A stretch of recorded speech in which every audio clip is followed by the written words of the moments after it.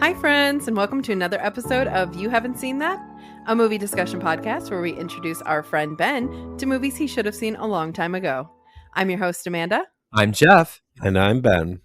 And today we are doing our top 10 movies of 2025. And we have friends joining us. And we're live. And we're live. Again, if you listen to our TV episode, which aired last week, we're literally recording this right after that. So we are still live, still in the same room, just had dinner. We are rocking and rolling, and we've got some friends with us. So our first friend here with us. Hi, I'm Jacob. And then we have... Hi, I'm Nathan. Yay! Yay. So They sound similar. they sound similar. Just wait till you hear their list. They will also be doing a top 10 list with us. So you are going to be getting 5 perspectives on what the best movies were this year. So yeah, same as our TV episode, we're each going to be going through, giving some honorable mentions, doing our top 10 movies. They have to be movies that were released in 2025. we do want to note, though, that there are a couple movies that we have not seen. From awards movies perspective, here's what hasn't come out yet and we haven't had a chance to see. We haven't seen Marty Supreme. We haven't seen It Was Just an Accident. We haven't seen The Secret Agent. We haven't seen Avatar Fire and Ash yet, much to Amanda's chagrin. We haven't seen movies like The Testament of Anne Lee. I know for me personally, I missed a couple during this part of the year, such as Train Dreams or Jay Kelly. We also haven't seen movies like The Housemaid, which I know a few people here are very, very excited about. For reasons. There's also movies like Sorry Baby, A House of Dynamite, Ballad of Wallace Island, After the Hunt. Those are a couple sort of prestige movies that we didn't get really a chance to see. I would just like to note that I watched movies in 2025 besides the ones for the podcast, which were old movies, of course. But after getting into some of the current movies during the Oscar race in the early months of 2025 from the 2024 slate, I made a vow to watch some movies so that I could participate in this end of year So proud of you, man. podcast. And I managed to see 24 of them. I'm so proud of you, buddy. Very So Honestly, I have a top 10 that is, I feel like, fair. And now, granted, that's not anywhere close to what Geoff and Amanda have seen, or even the Westlings, I believe, or Jacob's maybe in my ballpark. 26 for Jacob. 30. Okay, so the Westlings and I are we're in the Yeah. ballpark. So we are going to kick this off with Geoff. Yeah. So what is your number 10? So this is one of my fun ones. This is a movie I know you all have not seen. It's a movie called Eephus, which is the name of a style of baseball pitch. It's currently streaming on Mubi. It was directed by a kind of younger first-time filmmaker named Carson Lund, and it is a story about the last baseball game of an adult baseball league at a ballpark before the ballpark gets torn down. And it is a movie where you look at this adult league and this game, and you have people in there from their mid-20s to their mid-60s all playing together, all in different stages of life. Nobody's really there to watch except for the occasional family member or random kid driving by or what have you. And it is such a heart-clenching movie, watching all of these people kind of struggle with letting go of something that you can clearly tell has been very, very important to them, almost delaying the game to a point where they're like, they just don't want to leave. And it made me just say to myself, how could you not be romantic about baseball? This is the kind of movie that when you start sifting for diamonds in the rough and ones that you don't necessarily know if you've even heard about or liked or whatever, this is the perfect example of like trying to see every 10 movies and then finding that one piece of gold. So I was really, really excited for this movie. I'm really, really stoked that I got a chance to see it. And it wouldn't be like in my best picture, for example, but it absolutely would be like in my original screenplay playlist for if I were to give awards. So I loved this movie. Definitely recommend Eephus if you have the streaming service Mubi. I have heard of Eephus, and I was very curious about it, but I did not watch it. If you like The Sandlot, which I know you did, you would love this movie. I've never heard of it. I will say you describing that and also never hearing it, like there's something about baseball movies that just kind of hit you right in the chest and like just bring something out and make you reminisce and be nostalgic about stuff. And you describing that is definitely how I feel. And yeah, might want to try and check that out at some point now. Do we feel like baseball movies are better than baseball? I mean, yes, right? It's a yes. 1,000%. Oh yeah, no, for sure. I mean, I love baseball, but it is hard to top a good baseball movie. Some of the best like sports movies are as baseball a movies. non-baseball person, I like anytime a baseball movie comes up, it just feels like It's amazing. you just get into Oh, it. for sure. Absolutely. All right, Jacob, what is your number 10? My number 10, Good Fortune. Nice. I just remember seeing that first trailer for that, and Keanu Reeves as a dejected little angel with tiny wings trying to help out Aziz Ansari, and I was laughing my butt off right away. And it was a wholesome little movie. It was funny in all the right spots. It gave that little twist of It's a Wonderful Life. Aziz Ansari is down on his luck. He's not having a good life, and he's like, well, what if I give you all this money, give you this wonderful life? And it's like, oh, well, this is going wrong now. Isn't that so bad? No, I got money. I can deal with that. And it's like, wait, money fixes problems? And it's just, I enjoyed it thoroughly. Good Fortune was a fun time. Yeah, it was definitely a fun little film. They don't really make them like that anymore. No, they don't. Yeah. So I definitely enjoyed that one as well. Didn't make it on my list, but I enjoyed it for sure. All right. Well, my number 10 is a little movie that I think not a lot of people saw at all, but Jeff and I saw it. And that is The Baltimoreans. Yes. Not even heard of this. This is a good pick. It got a very, very small release. Essentially, it's a very Christmassy movie, which is fun. I think we saw it in October. It's just about this guy and this woman who kind of find each other through some circumstances, and honestly, they just kind of like hang out for the day. And that day being Christmas Eve. Yeah, that day being Christmas Eve. But it was really funny. It was really heartwarming. Who is in it? No one really notable names. Yeah, no real names or anything. I'm like, I couldn't even tell you, but they were both really funny. They were both really good actors. It was just a really charming little movie. And of course, as the name would suggest, it takes place in Baltimore. So that was kind of fun for Jeff and I, who live pretty close to Baltimore, to see some familiar sights and hear people talk about things like that. I was genuinely surprised by it. It was a very cute movie that I really enjoyed. Yeah, that's a good pick. That finished in my top 20. So really enjoyed the Baltimoreans. Some great Baltimore Ravens jokes in there too. Yeah. All right, Nathan, let's hear your number 10. My number 10 here was Predator Badlands. Yes. Predator Badlands was great. There it is. It was one of my most anticipated movies for this year. Me and my one friend, we've been talking about this movie since like the first trailer dropped, and we've been so anticipating it because we both were big fans of Prey that came out amid COVID. Mm-hmm. And it was a very unique take on a Predator movie because it's the first time you're following the Predator alien, the Yautja, as the protagonist throughout the movie, and getting a look more into their culture, their family hierarchies, and it's set in the future, so there's even more high-tech weapons than what you'd see in like the Arnold Schwarzenegger one in the original. And it was just a good, fun time. Action was good. Very small cast, actually. I was looking up the cast again, and I'm like, there was only like credited like half a dozen people or so. Yeah. It's crazy. Shout out Elle Fanning in the supporting actress role. Elle Fanning, playing two parts. Mm-hmm. Now, I have a question based on that. First off, that movie rules. Second one, did you see the Hulu animated movie Predator Killer of Killers? That Killers of Killers was going to be on my honorable mention. That Nice. one was very good as well. Fun. Oh yeah, it's been the same crew doing them since Prey, and I forgot to look up when that came out a couple years back. Mm-hmm. And I think they're hoping to do still some more stuff in it as well. So definitely looking forward to more of that. Absolutely. With the quality that movie was, it's like it just makes so much sense. And then with Prey, and then the work that's been done with the Alien movies as of late, now that they're all kind of under the same umbrella. Alien Earth as well. Alien Earth, the show. Right. That would be awesome. I'm excited to see those worlds kind of expand. I was invited to attend and did not. Sounds not my kind of movie. All right, Ben. I have a very similar movie at number 10.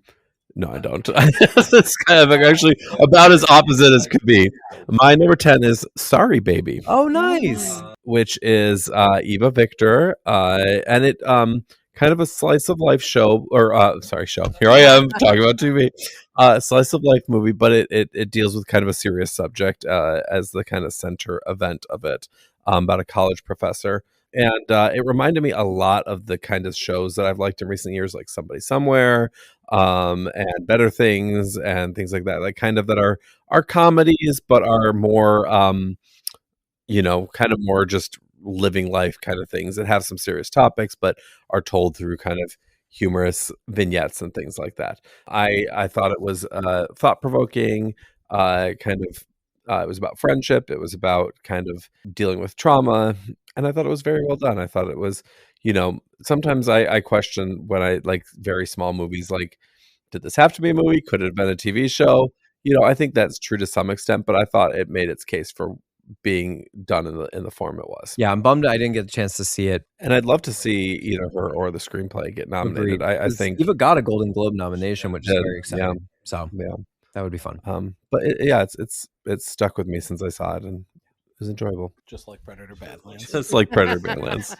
They're like twin movies. They also had a laser sword. Yes, so many laser swords. I almost watched that movie yesterday in an attempt Okay. to get it in before we recorded, but unfortunately my workday was too busy and I couldn't have it up. It's also super short, I know. which I appreciate. It's like an hour and a half. Yeah, so that'll definitely be one that Geoff and I watch soon. Very soon. All right, Geoff, what is your number 9? My number 9 is Sentimental Value. It's directed by Norwegian director Joachim Trier. This is not a American film. This is a foreign or international feature. Stars Renata Reinsve, Stellan Skarsgård, Elle Fanning. Shout out to Predator Badlands.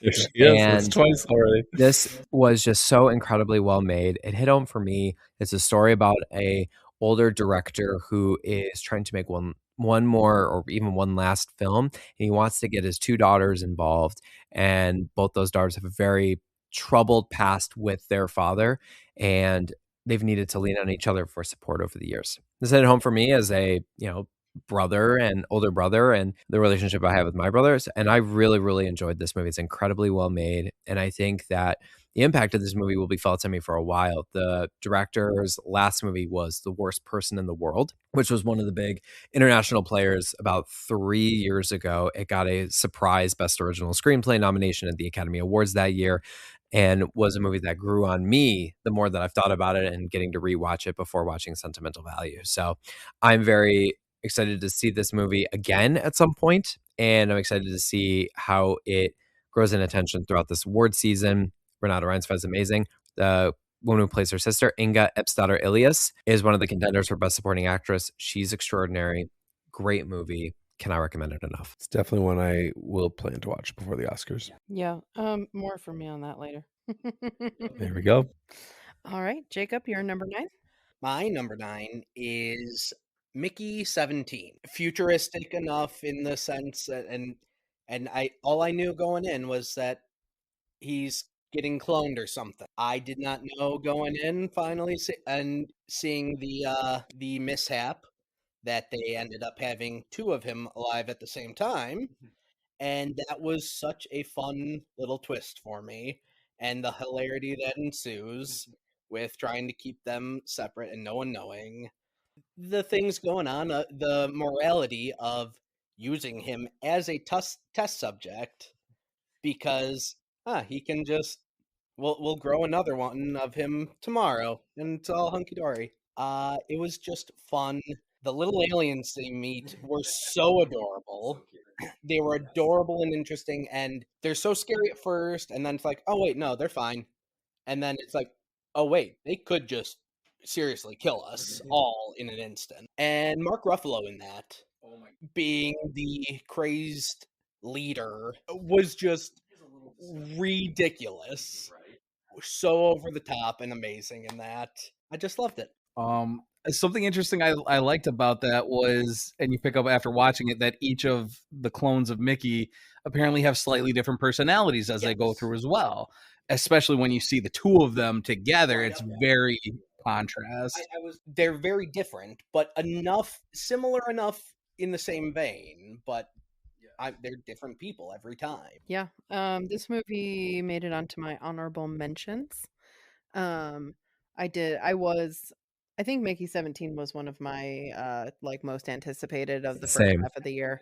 Yeah. Very much looking forward to it. And I enjoyed it for sure. It was definitely a very fun movie. With I think a great performance by Robert Pattinson. Yeah, this movie did. Better than Twilight. I don't know. That's So- tough. Not something you'd want to watch in the fall, though. So this was one I was really, really excited for. I did a whole rewatch of all of Bong Joon-ho's movies. This was directed by Bong Joon-ho, whose last movie was Parasite before this. Great movie. So I did a rewatch of all of his movies before this in anticipation and excitement. It didn't live up to my expectations, but that's not to say I didn't have a fun time with this. And also, if you asked me today, Robert Pattinson is at my 5 for Best Actor. He's awesome in that movie. I mean, playing two kind of different roles, honestly. Yeah, exactly. Tough task. Right. All right. Well, my number 9 is also Sentimental Value. Hey, Twinsies. nice. Twinsies. Yeah. I don't know that I have too much more to add than what you've already said, but it's a very touching movie, a very well-made movie. I think where I struggled with it a little bit was it got a tad bit boring for me in the middle, or not necessarily boring. That's bad to say. I was not as interested in some of the storylines, particularly with Elle Fanning. I wanted more focus on the sisters and on the familial relationships and how that was unfolding. But it was a very, very, very good movie that I am more than happy to see be an Oscar player this year. All right, Nathan, let's hear your number 9. Number 9 for me is Fantastic Four: First Steps. Cast, obviously amazing altogether. They really came together as a family. You felt like they've been there living together. You felt they had scenes that let them breathe. They pay homage to the Fantastic Four, came out in the 60s. There's a lot of goofy villains that they had, and they kind of name drop a lot of them throughout the beginning of the movie and whatnot. They did a nod to the old cartoon as well, and it just was a good. It was a fun movie to watch. Yeah, Fantastic Four is not on my ultimate list, and I don't think it was my favorite MCU movie of the year. That said, if again you were to give me an Oscar ballot, this is absolutely a contender in production design. They nailed the whole aesthetic like you described there. The 60s aesthetic is perfect in that movie. Futuristic 60s Big time. too, because obviously it's not in place of the main MCU. It's an offshoot universe, and it's really, really cool it setting. was a very cool take on all that stuff. For sure. And then I would also consider it a contender in my personal contender in score as well. Michael Giacchino created a score that sounds very much like Tomorrowland in Walt Disney World. And it is so fun. That is very much what it was giving in that. I've listened to that score a few times since seeing the movie, and I've loved listening to it. The main theme that he created for this movie is so good, and it nails that sort of retro futuristic vibe. So that's a good pick. Yeah, I agree with Geoff. It was not my top Marvel movie of the year, but I did have a very good time with this one, so that made me happy. It did make my honorable mentions as well. And as Mama says, when it comes to Marvel, if you don't have anything nice to say, don't say anything at all. So we'll just move on. All right, Ben, what's your number 9? So my number 9 is one that I feel like people are feeling very aggressively fine about, but I actually really liked it. Jay Kelly, which is my type of movie, obviously starring George Clooney and Adam Sandler, about an actor who's very much like George Clooney, had a lot of success, but kind of an empty life outside of his career. I thought some of the choices were unique. I don't know if they all worked for me. Adam Sandler was fantastic in this, and I'm surprised he's not more of a lock. I think it's just the kind of lukewarm reception of the movie as a whole. As far as I know, he's kind of right now teetering on the edge of if he's going to get nominated or not. And we've talked about Adam Sandler before on this podcast, and I'm not always a big fan of him, but he really nails serious roles when he does it. He doesn't do them very often, but this movie, to me, even though it's called Jay Kelly and stars George Clooney, was really all about him. And but that being said, I do think the story with Jay Kelly too was intriguing, and I think it gives you food for thought about what really matters in life. How important is your career versus your friends and family? This is a man who seems to have everything, but yet when it came time for him to be honored with his family didn't come. He didn't have anybody there for him. And I think, it has something to say about celebrity and priorities, and I don't know that it always expresses it as thoughtfully or as strong as it could, but I still was very I don't want to say moved, but I was very what's the word? I feel like it made me think. So I really, I could take or leave it actually getting nominated for Best Picture, but I really would love to see Adam Sandler get in. I may be the only other person here who watched Jake Kelly. So I'm one of those people who feels very aggressively fine about it. I was telling a story earlier that I'm actually a little mad that I watched it because I thought it was going to be a big Oscar pick because it seemed like it was going to be a couple weeks ago, and now it's kind of probably not. So I was a little annoyed that I watched it. It was fine. It was fine. I'll watch it at some point. Ben has been talking about this movie on and off for probably about 2 weeks. And every time he says Grace Kelly, me and Jake. Every time I say Jay Kelly, we just keep going, Grace Kelly, Grace Kelly. They're referring to a Mad TV skit from 2007, in case you're wondering what that was about. And then we did not know what the movie was about.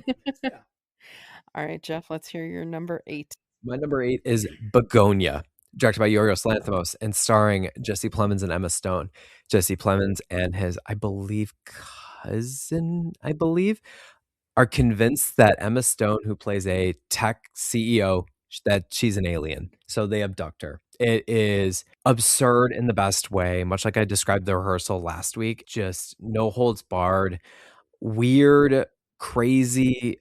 You get more sucked into this movie. It takes turns you don't expect. The 2 lead performances in this movie are amazing and so committed. Honestly, again, I keep bringing up my Oscars ballot as we're talking here. Jesse Plemons might be my best actor of the year in this movie. He is so good in this movie. It's unbelievable.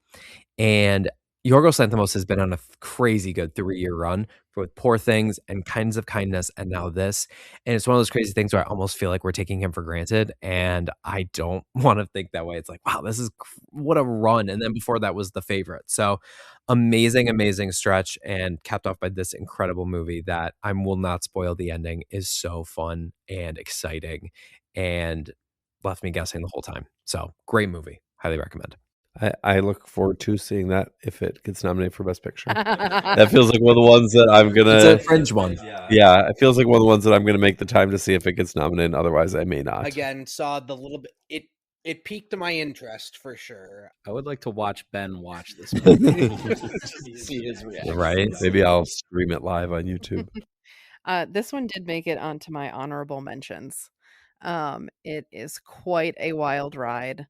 I don't think it hit for me quite as much as Kinds of Kindness, but like Geoff said, like Yorgos cannot be stopped. Him and Emma Stone and Jesse Plemons are just going to take down the world together in the weirdest way possible. I'm so cool with it. Yeah, I love it. Great, those are 2 great actors. Oh yeah, absolutely. Like, I mean, and Jesse Plemons needs his makeup Oscar for Game Night. Yes. Because that's where he should have gotten his He was Oscar. right there, I'm sure. Snubbed. Absolutely snubbed. All right, Jacob, what's your 8? Number 8, Wicked for Good. Sorry, Wicked for Good. I just thoroughly love. I do love the show in general, the stage show, and I do agree with. I believe others have stated that the second act is definitely the lesser half, but the musical production is still just amazing. It doesn't have the best songs, but I personally, For Good is one of my, it might be my top 1 song actually for, so that one was just amazing. I don't know how I felt about Elphaba's little shawl that she had at her house. And that was a choice that they made, but Gotta keep the sexy scene a little. Can't. Yes, all those kids seeing Wicked. They put on more clothes as they talked about wanting to get together. Like, I don't know about this actually.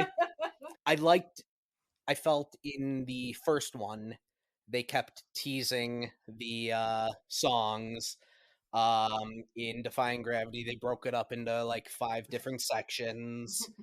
I like that they I like that they just, especially for good, they went right into it and just I believe people were down on it a bit more, but I still personally still just love it so much.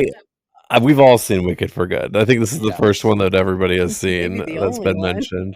I think there's others. Wicked for Good is an honorable mention of mine. I do have some thoughts. I think that the second act of Wicked sucks as a stage show. I think it's incredibly unnecessarily convoluted, and it does not have good songs aside from For Good. So I think when you go to the stage show and you love the first act, and then you're not so big on the second act, you're leaving after one night at the theater, and you're still remembering how much you love Defying Gravity, and how much you love Popular, and how much you loved The Wizard and I, and everything. When you see them as movies a year apart, I think it really, really amplifies the problems in the second act. And I do think the movie fixed some of them, while possibly creating other problems. But I do think that that's why I think the reception from many people who've probably not seen the stage show, or maybe saw it a long time ago, I think has been more muted, because I think there's not a lot to pop for it. And I think you don't necessarily think about how structurally flawed the second act is when you're coming off seeing the entire show in one sitting. When you are seeing only the second act a year after you saw the first act, I think it makes those problems stronger. There's still things I liked about it, for sure. And I'm also just kind of glad that the Wicked phenomenon is done. Yeah, I was not big on this movie, but same as you, Ben, I'm not a fan of the second act of the show either. I will say the one thing I walked away from this movie saying was no good deed went really hard. And Yeah. I was like, wow, I kind of forget that, like, I don't even know, like, do I even like that song? I don't know, but I loved it in this movie. I was like, they went hard and I really liked that. That was probably my favorite part of the movie. I will very much disagree with Ben. As someone who did not see the first Wicked and was super upset that they were splitting into 2 movies and was about to boycott, I started seeing trailers for Wicked for Good, and it just hit me in this nostalgia so hard that I'm like getting the feels in the theater watching the trailer. So I'm like, I have to go see this. And the entire movie, I'm sitting there bopping along, tapping my toes, having What song? so all of them. I don't care if the new songs I didn't quite enjoy.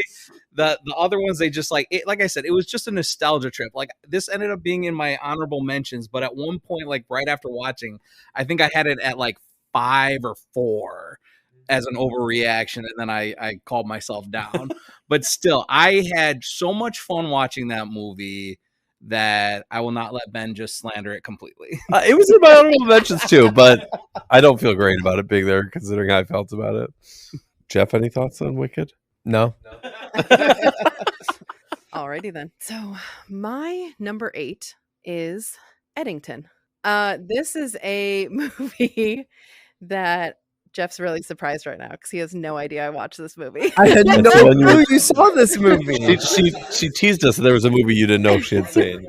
Sorry, I'm just going to jump here. Eddington will be coming up later. But anyway, continue. I did not know you saw this. This is Yes, crazy. I watched it about 3 days ago while I was working. The way in which it should be watched, I know. Ari Aster would be so happy. I know. So this is my first Ari Aster film, I believe, because he typically does horror, and so this was a kind of a different move for him. Stars Pedro Pascal and Joaquin Phoenix. As Pedro Pascal is the mayor of a small town in New Mexico, and Joaquin Phoenix is the sheriff. And it takes place in May of 2020. And there are ideological differences between the two of them. This movie really, boy, it was tough to watch at times. It feels too soon to be revisiting the early days of COVID. But I think this movie did such a good job of capturing what life was like at that point in time and the division between people. And it took some turns that I was not expecting, but ended up very much liking. So yeah, it was a good movie. I will say this kind of sat there on my maybe I'll watch this if I have time list. I think I couldn't quite bring myself to the COVID story part of it all. I was like, I'm not there yet. I'm not ready for that yet. That's why I initially didn't see it in theaters with Geoff, because I was like, I can't do it. But I was like, you know what? I'm going to do it. And it wasn't quite as painful as I thought it was going to be. Yeah. It piqued my interest because I think a couple people from The Big Picture put it on their top He 5. makes it, the movie is very absurdist in how it depicts May of 2020 while also still very grounded in like the traumas and insanity of that period of time and the hardships truly that people went through. Yeah, it's the first piece of anything COVID related that I've latched onto and connected with. Yeah. Yet. Also another sneaky Emma Stone movie. Yes. I had no idea she was in it until Yes. As is Austin Butler. Yeah, sneaky. Mm-hmm. I'll talk about this one later. Yeah. Nathan, let's hear your number 8. Number 8 for me was a little movie called Hard Eyes. Oh, Hard Eyes. Yes. Early February movie. I think I did see this. It came out on Valentine's Day weekend. I went to the theaters to see it. It was very much. I saw one trailer for it, the teaser trailer, where the killer gets this couple in the van and he stabs them through the mouth with the tire iron. And I'm like, that's enough. I'm sold.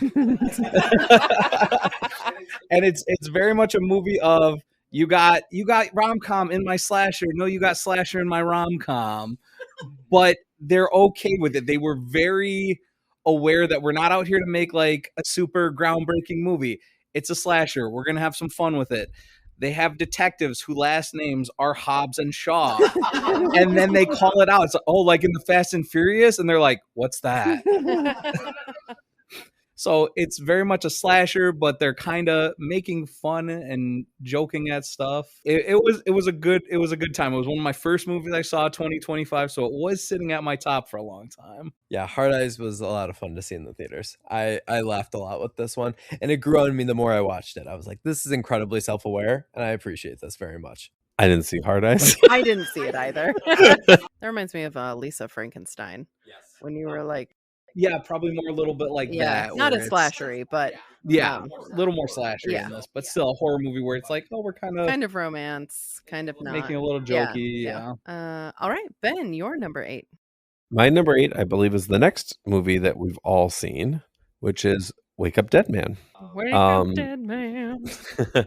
The latest Knives Out mystery, newly on Netflix this month. And I saw the first 2. The second one we saw together as a group. I liked this one more than Glass Onion, less than the original.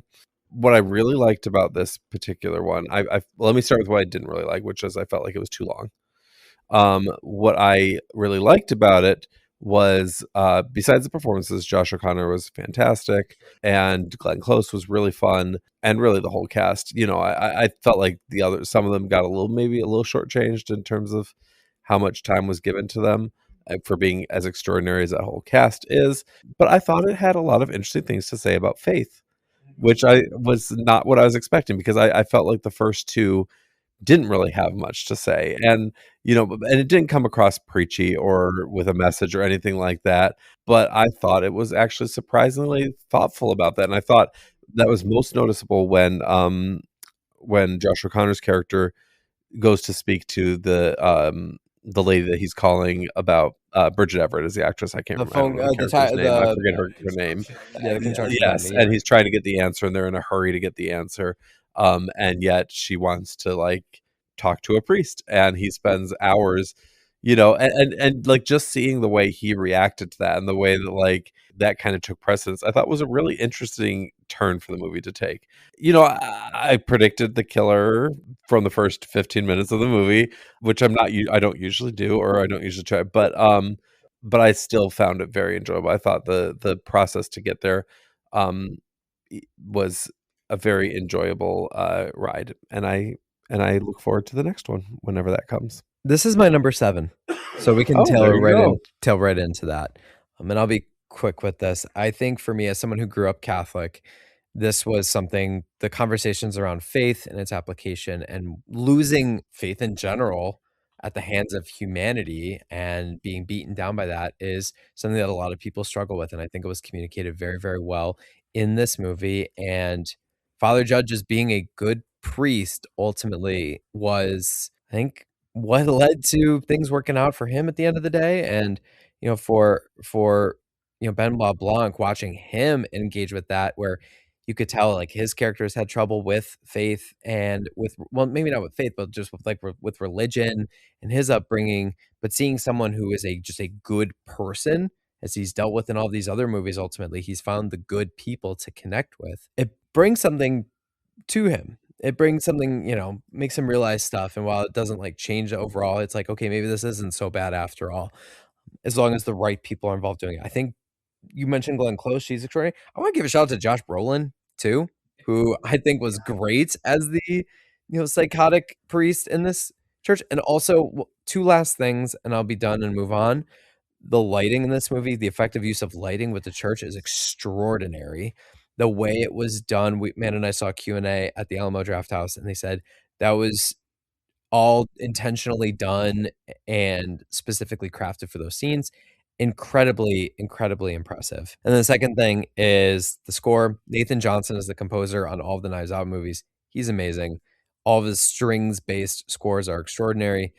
I could take another one of these every 2 to 3 years and just be happy for the rest of my life. Actually, I don't know how much more I'll have to say because I feel like you guys really covered it. It will be coming up. It will be coming up at some point. Okay, so Geoff did his 7. Jacob, what is your number 7? My 7 was One Battle After Another.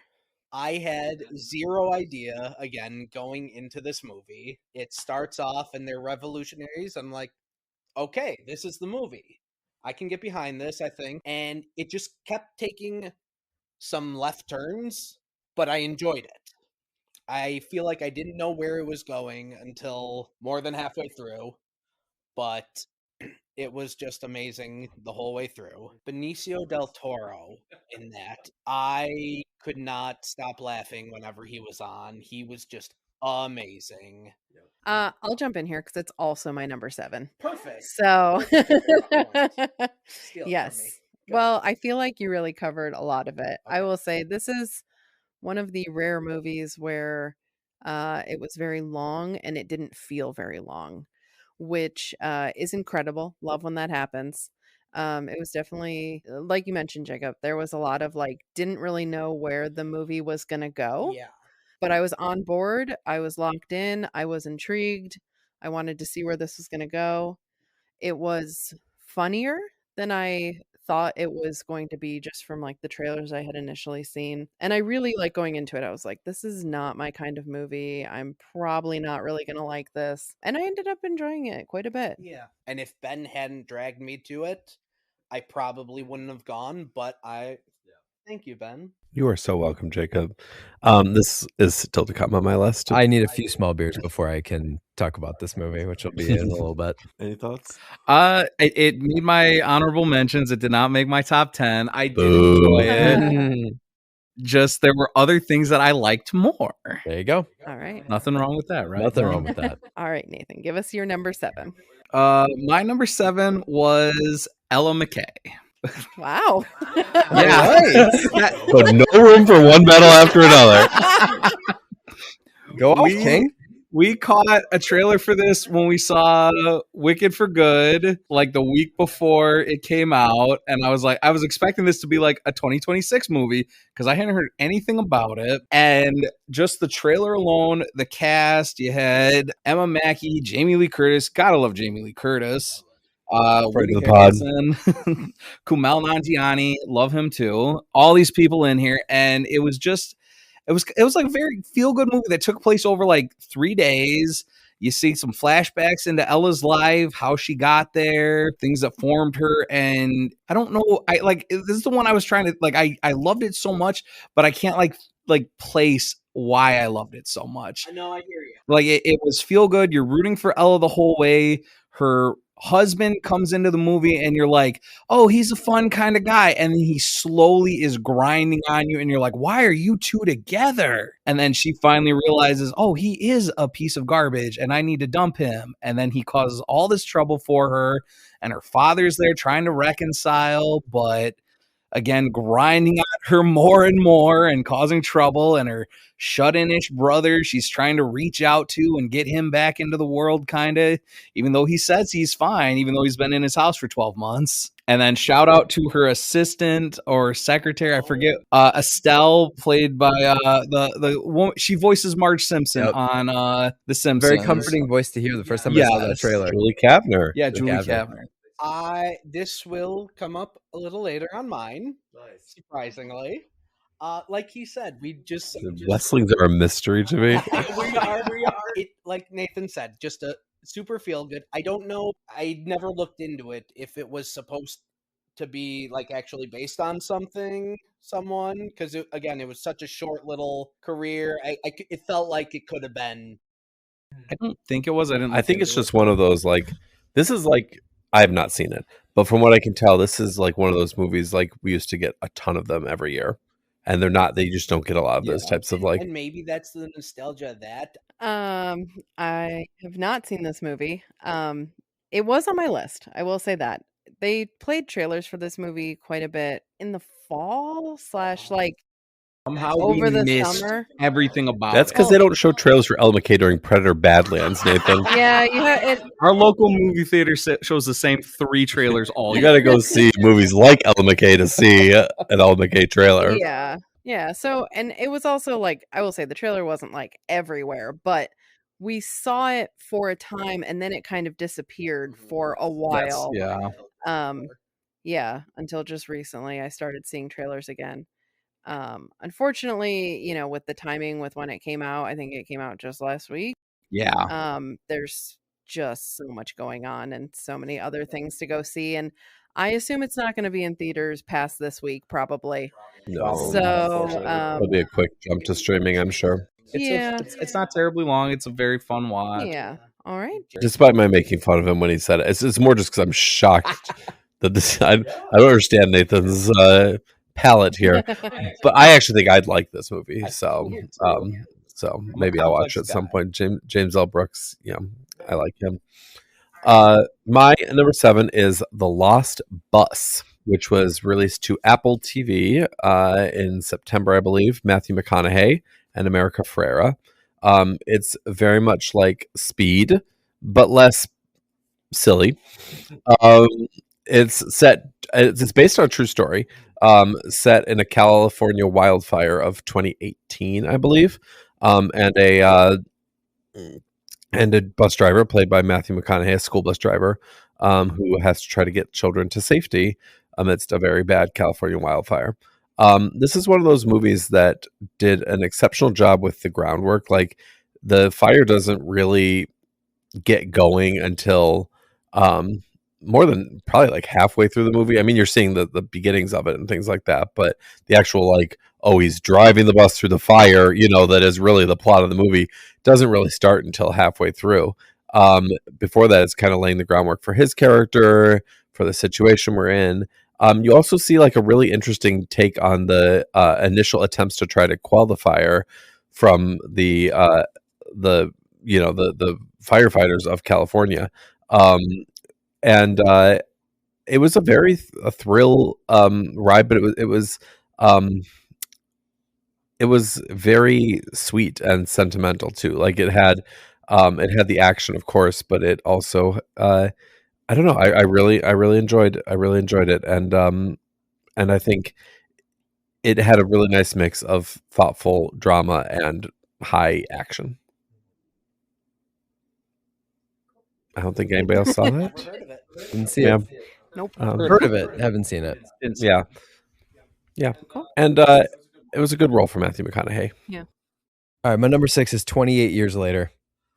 We're leaving the prestige. We're going into the zombie stuff, man. Let's go. Directed by Danny Boyle, starring Aaron Taylor Johnson, Jodie Comer, and Ray Fiennes. Follow up to 28 Days Later, which starred Cillian Murphy back in the day.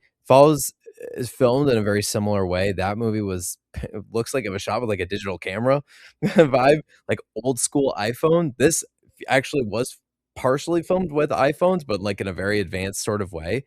And it provides a very interesting perspective of what the world, or what this isolated country looks like 20 plus years after an outbreak that kills nearly everybody. And it shows how the rest of the world has adapted, how they've grown. The movie features great kid acting, which normally, like, when a kid is the center of the movie, it's like, ugh. But in this case, Alfie Williams, lead kid, fantastic. The movie has very distinct 3-act structure with incredible performances across the board, from Jodie Comer as the boy's mother to Ray Fiennes, who only shows up at the end of the movie, who truly is stunning in his one scene or his one act that he's featured in, and it lays the bones, pun intended, down for the sequel, which is coming out in January, called The Bone Temple, and I'm really, really excited to see it. Great movie. I did not. I've never been the 28 later movies. I've never really gotten into them. I've watched the other two like years ago, and this one I saw the trailers and I like it. It was one that I meant to, but it kind of got away from me, unfortunately. I will say this was the trailer of the year. If I had to give an award for trailer of the year, the first trailer for this movie was extraordinary. Ew. Okay, whatever. I didn't like the trailer. It rips. The one with the chanting woman, right? Yes. Yeah, I hated that trailer It's so such much. a good trailer. You would not give it trailer of the year? I don't. She would just be like, "Run down, Germany, dang." Oh yeah, that one. Like, I don't know what she's saying, but that's the gist of how it went. Oh. That was quite an impression. Thank you. You should watch the trailer now and see how well I did. I will. I'm going to. You haven't seen that trailer? I don't seek out trailers. All right, Jacob, you're number 6. Number 6, a little movie called K-Pop Demon Hunters. I heard the songs, I feel like, well before, and they are all just bops. Great little story going through there. What is the cat's name? Derpy. Why does he wear that? No, the other thing wears that. The bird wears the hat. Why does the bird wear the hat? Well, I made it for the tiger, but the bird keeps taking it. I lost it. We had to pause the movie because I could not compose myself after that line. No, it's exactly what I was expecting going into it. Again, just another musical that I loved all the songs going through. I don't know. It was just a really good time. I can add to this because this was my number 6 as well. Jump the line. Oh, if Amanda wants to go talk first. Again, yeah, like you said, every single song in there it catches your ear, you're toe tapping, you're listening to it later. It hit a lot of anime tropes, which I enjoyed. I feel like they're snacking a bunch, they're over animated. Of course, and yes, Derpy the tiger. Oh my god, I love him so much. Him in that pot, he just can't pick it up. So good. Yeah, and then on top of it, it's just a fun movie. They're like it's funny. They're singers and they're stopping the demons by casting a spell over the world, and they're like, we're gonna use our own pop band, and it's working. And then it's like, oh no, we're gonna be together. We gotta work together to stop the demons. And Power of friendship. yeah, like classic anime, power of friendship wins, and yeah, it was a good time. I'll have more to say on this later. I am very surprised Ben didn't see this one. Yeah, not my thing, y'all. I think I mentioned on the podcast before, I'm not into K-pop. I'm not into demon hunting. 5 minutes into this movie, I'm like, Ben would hate this. I think I'd actually really despise this movie. In the fight song on the plane, I'm like, Ben would not be enjoying himself. It gave a lot of people so much happiness in 2025. So this was not in my top 10. It does have an incredible soundtrack, and I do have a funny story to share when Amanda mentions it later on in her list.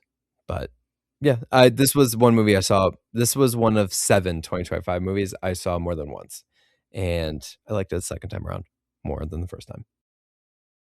and I saw this movie before Geoff did, which is a rare occurrence. That is a rare occurrence. All right, so I will do my number 6 now, which is Weapons. This is one that I actually didn't know if I was going to see this one because it's kind of, I mean, it's technically a horror movie, but it's also not. It's kind of a little bit. It wasn't that bad. In terms of like the horror, it was a good movie. Like I was in the trailers for this movie were really good in the sense of like they made me really interested in what the heck was going on, but like without really giving any information about what was going on. And honestly, like like 90% of this movie, you're like, what is going on? And it's so freaky. And there's a couple things about this movie that I'm like, I don't to this day I don't really understand, like the shotgun in the sky, and some of the stuff with like what was her name? Gladys. Um, yeah, I don't know how I like ended up feeling about her situation and everything that happened there. But overall, I do think it was a very good movie. I enjoyed it very much. Some great performances.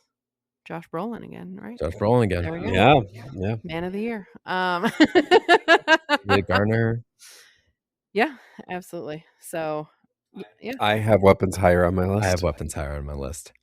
I have Weapons higher on my list. I have Weapons higher on my Oh list. my God, you Wow. guys! That is your number one. Crazy. So there we go. Call the podcast now. The episode's over. Right? There we go. Could be the one and only one that's on everybody's list. Maybe. Yeah. All right. So Ben, you're number 6. Yeah, this is one that I thought was going to maybe be on everyone's list at one point, but I don't think it's on Amanda's list. It is Sinners. You know, a phenomenon from the beginning of the year, starring Michael B. Jordan and Josh Allen's bride and baby mama, Haley Steinfeld, and of course many others, Delroy Lindo and Wumi Masako. Really, really great cast. For me though, this was really all about Michael B. Jordan. I think he's a phenomenal actor. Going back to Friday Night Lights, shout out Vince. For me, I liked this movie for a lot of it. I was intrigued by it. I loved the setting. I loved the vibe of it. You know, the vampire thing, like I'm not super into vampires and stuff. So, and I knew that was a thing in this. Like I got spoiled on that, which is one reason why I dragged these guys to Weapons, because I didn't want to get spoiled again like I did with Sinners. But why I made you guys go in the theaters. So, you know, that element of surprise was not there for me. But what actually really pulled this movie together for me was the final scene. And when you know, they come back after all those years and it's the old guy, old Sammy. I thought that was so interesting and such a unique way to end the movie, and not what that part I didn't know was going to happen. That part, you know, I didn't know that we were going to jump forward into, you know, decades, and I thought that was such a fascinating. And I thought that monologue he gave at the end was so good and so interesting. And I feel like it was, you know, this isn't like a type of movie that I'm going to be one to like revisit or anything like that very often. But I definitely like, it's one of those movies that when I think back, I think of like the vibes of this movie and how I felt watching it. And I really, really had a good time with it. This is not the last time you'll be hearing Sinners talked about on this podcast. This will not be the last time you hear Sinners on this podcast. This is higher on my list. This will not be the last time you hear Sinners on this. Really? Wow. Okay. That's a shocker. So we got two. Surprises. This is amazing. I know. This is wow. All right. We said there'd be All right, surprises. Geoff. Yeah. Number 5. So my number 5 is the last movie that no one has brought up yet on my list. Everyone else has brought up my 4 through 1. Oh wow. My number 5 is a movie called If I Had Legs, I'd Kick You.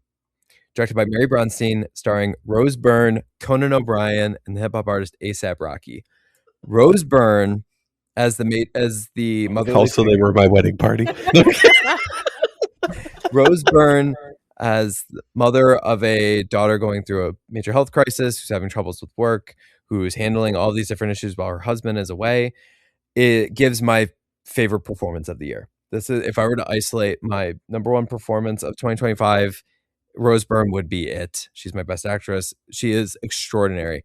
The choices that they make with this movie are so effective and so good in so many ways.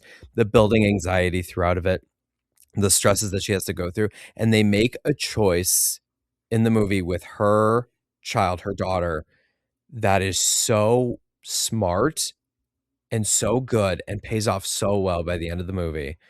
I loved this movie the first time I saw it. I can't stop thinking about it. Also, shout out to ASAP Rocky, who this was his second film performance of 2025 outside of Spike Lee's Highest to Lowest, where he's arguably the best part of that movie, and he shines in this one as well. Conan O'Brien is great as a non-funny character, but is still very funny just being Conan O'Brien.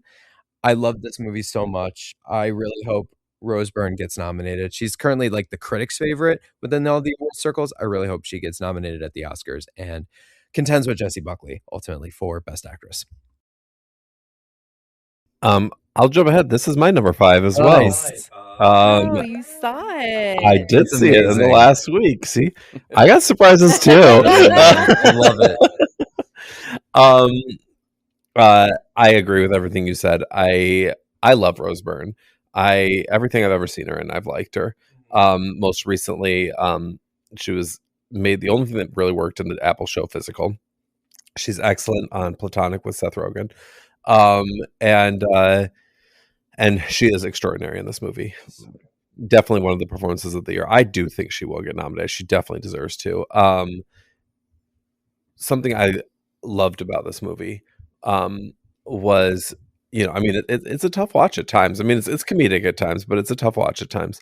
And I think, I've read or heard that a lot of people who have, been mothers to young children can, relate to this. But I think the thing that I was taken by with this movie was, you think about all the things that happened to her in this movie and how it just piles up and just makes her crazy. And you think about, though, like, each individual thing, what you think about from the other perspective, is not that big a thing. You know what I mean? Like the little fender bender, or the like the parking, or like what? The parking. Yeah. Like, each little thing, you can kind of understand where the other person's coming from, but yet, like, I don't think people as humans, I don't think we think about what somebody else's day might be doing. And one of the things I've learned in my time being a union rep at my job is, like, you just don't know the kind of stuff people are going through on a daily basis, and that some little thing that doesn't feel like a big deal from your end of things, like calling somebody out for something or just being kind of a jerk about something, you don't know if that's going to be like the straw that breaks them. And I think this movie really illustrated that in a very powerful way. So it was a great movie. I really enjoyed it. And I think Rose Byrne is incredible. She was really good in X-Men First Class. That's the other thing I was going to say. She's so good at X-Men First Class. The way that Rose Byrne ate the piece of pizza at the beginning of the movie still haunts me. It gives me nightmares. Yeah. Could you do it? Do it. I really can't. But it's, yeah. I'll have more to say about this movie later. All right, Jacob, you're number 5. As Ben was saying earlier, surprises. This one surprised him, but this is back to Ella McKay. We already talked about it. I don't know. I think I am surprised as well how much I liked it. The one of the things that really sealed that one for me was the two of them. It's like, we just need to scream. And I don't know. I can't do it. And then they just both burst out, and it's like, and it's so therapeutic to them. And that one just really, I don't know why. it just sealed it for me, and I loved it.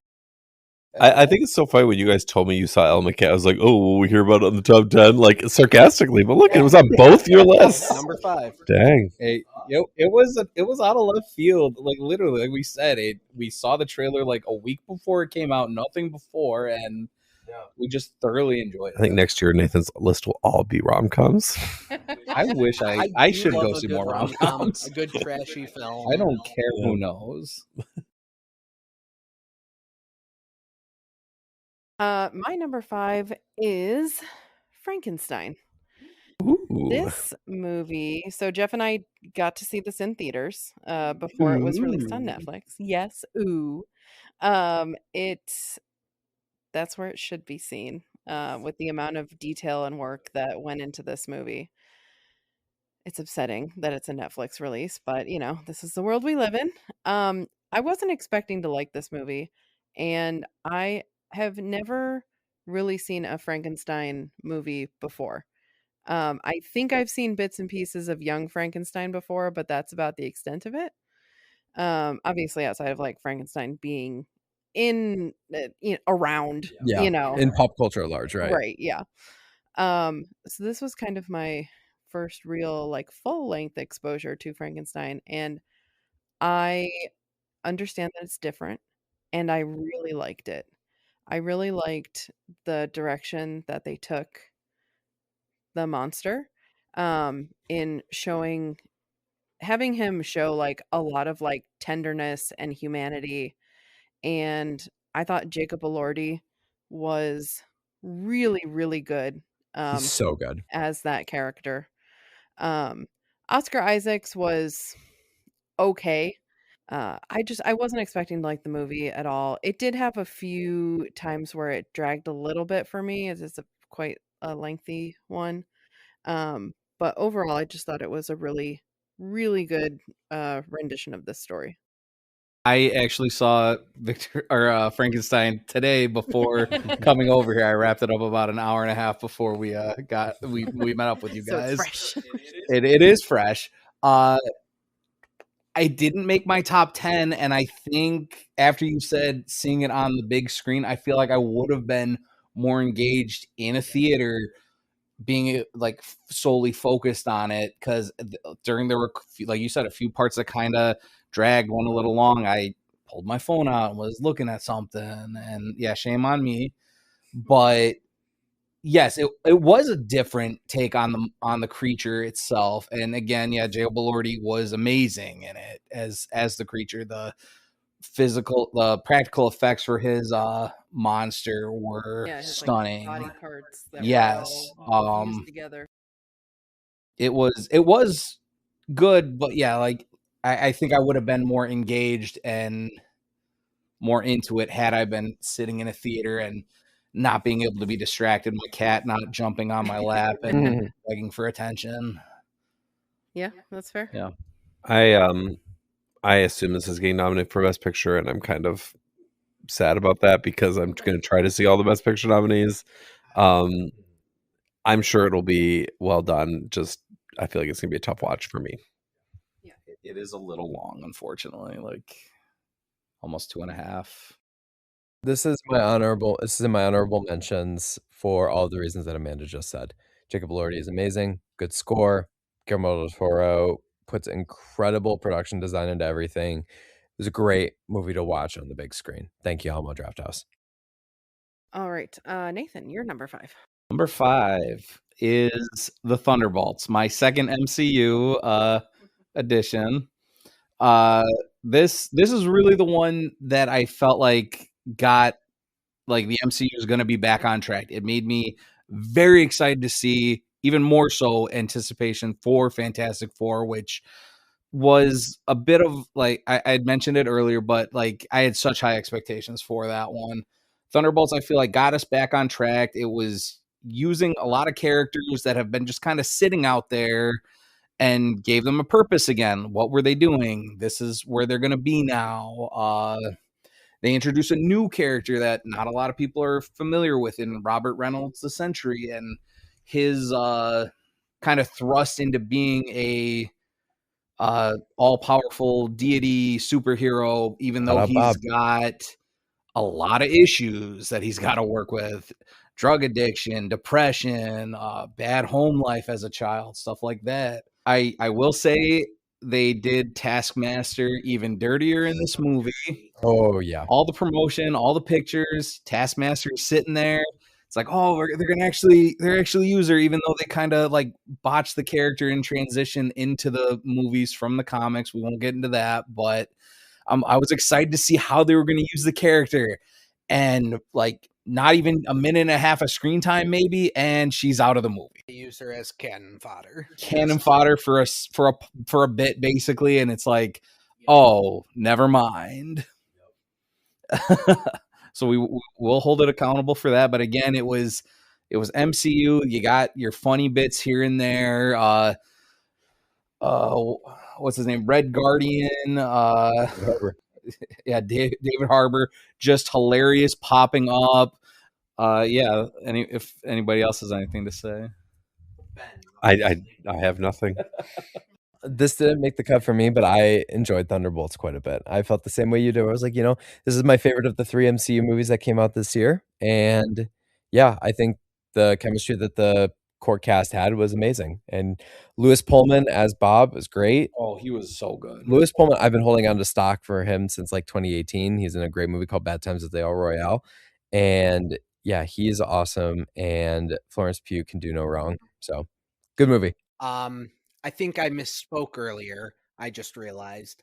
I said Fantastic Four might have gotten just knocked off earlier when we were talking about that. This was the one. Okay. This was at the bottom and just barely got knocked off when I watched a movie. Thanks to you having a day off of work today and watching. No, right? Good fortune. No, again, it feels like the MCU is moving back in the right direction. Such the heartbreaking. Red Guardian gets his moment there. He saves the little girl, and then Yes, that was so good. One of the few in it feels like a lot of Marvel ones where that's again an audible gasp in the theater there. Everyone's like, what the heck just happened? Yeah, right. This one I remember again not seeing much going in. I somehow avoided every trailer for this movie, I think, except for maybe a teaser, and then some jerk on the internet out of nowhere just blurts out, Sentry's going to be in this movie, and here's something you need to know about Sentry. And I'm like, why do you got to say that? Why do you got to spoil stuff? I know, I was so mad. It was I know it was who you. posted it. You're right. My number 5, I mentioned, If I Had Legs, I Kick You. Okay, Also well, from I was, the MCU. I was gonna say that. Oh, did you have something to say about Thunderbolts? Yeah, I do. I'm sorry. It's in my honorable mentions. Oh, it is. Okay. I apologize. I was just trying to move on past Thunderbolts. Let Marvel have their moment. It was my favorite Marvel movie of the year. I just thought it was a real delight, and I haven't felt that way about a Marvel movie in a hot second. All right, Ben. So you said I already discussed my number 5. My number 4 is Weapons. Weapons, Amanda already had talked about it. I loved the premise of this movie. Incredibly original, amazing execution of it. The way it's edited together is so great. The scene with Benedict Wong when he comes in initially in Josh Brolin's section and then gets his own section towards the end of the movie is so amazing and weirdly both funny and captivating and creepy. Amy Madigan is currently my pick for Best Supporting Actress, as well as Aunt Gladys. And this movie, shout out Zach Kreger, Barbarian was a lot of fun, but this took it to a whole other level. Loved this movie. So happy it did so well. Saw this movie twice in theaters. First time in IMAX. The crowd was amazing. And that first part during Julia Garner's first section, when the person comes out of the house with the scissors, the whole theater. Oh my God. There were only a few people in our theater, but 2 of the people sitting right next to me had quite a big reaction to that. When there were like Oh my 100, God. like about like Did 100, you see it? Yeah, I got grabbed by my friend Nathan. when there were like 100 people in the screen, everyone's like, And the guy next to me, like, I didn't know this person sitting next to me. We're just like, oh shoot, oh shoot, oh shoot. Like you could just hear it under our breath. Like it was so, oh my gosh, so effective. Great movie. Very stressful moment. So stressful in that moment. Yeah. I know I already talked about this. I just want to add one more thing, that I did love the way that this story was told. Mhm. Through The the different different people. lenses. Yeah. Yeah. To really give you the whole picture of what was happening. I loved that. And please, please, movie studios, give us more original Yes, movies like please. this. Yep. And well, this is my number 4 as well. Mine too. Mine too, so we might as well just You like can go ahead. Everyone jump in. yeah, this well, there you go. Perfect. This I agree. I love the way it was told. Geoff, I remember you talking about this as one of your most anticipated for the second half of Yeah. 2025, and I had not heard of it at the time.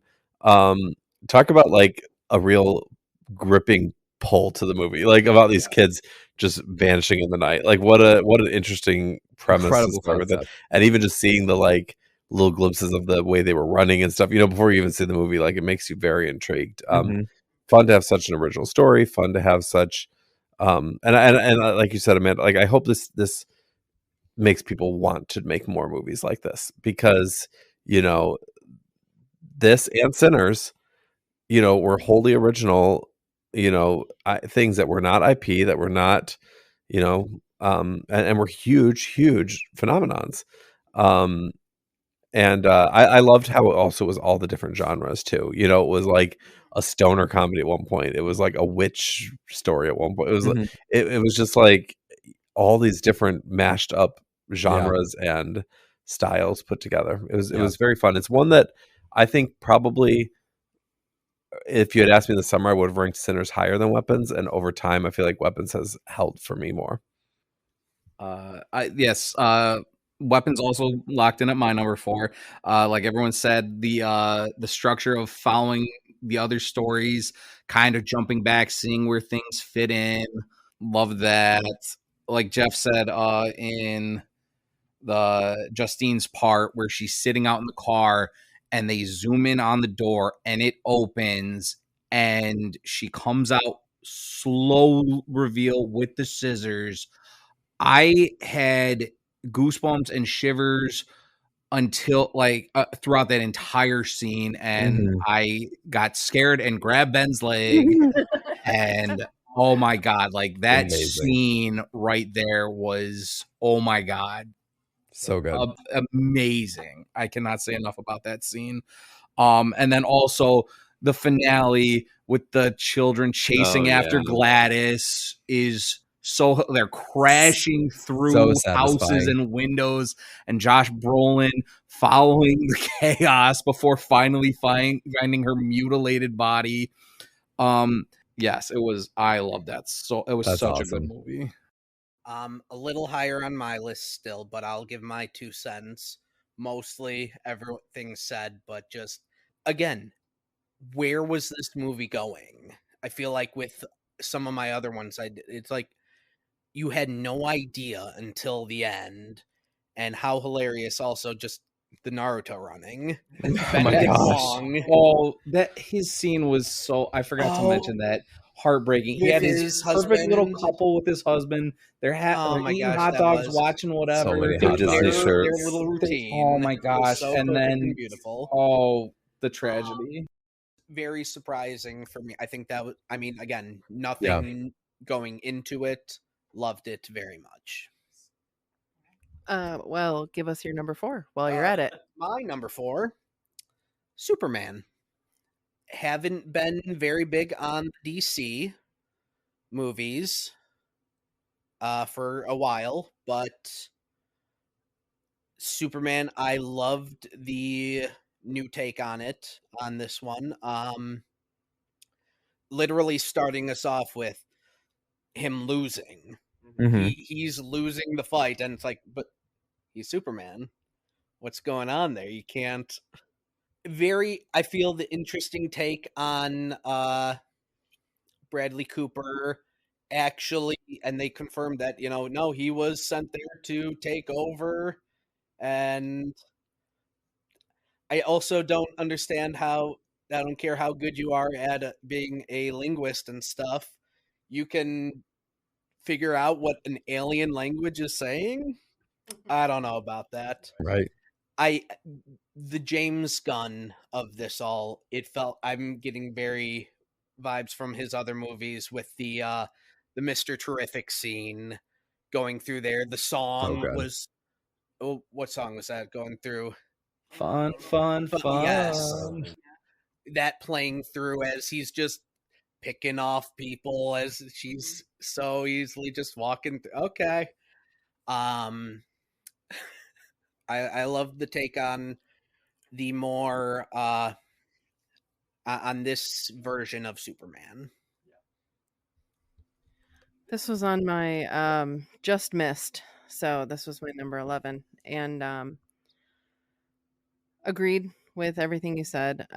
It was not a movie that I was looking forward to because I don't typically like DC movies or past iterations of Superman. Yes. And I do love James Gunn, but I was a little wary of like, is his shtick, when's it gonna get old? Yeah. And I was Not afraid. yet. Not yet. No, and it didn't. I was pleasantly surprised that it still worked. I still smiled like a goofball when that Mr. Terrific scene happened. And I was like, it's so James Gunn, and I don't even care. Like the I arrow love scene it. from Guardians too. Yeah, Yes. I'm like, I love it. I don't even care. So yeah, I just, kindness is punk rock, man, and it was just a delight. Superman, I will share a couple more thoughts a little later. Ben's trying to put the microphone in my I face. saw Superman.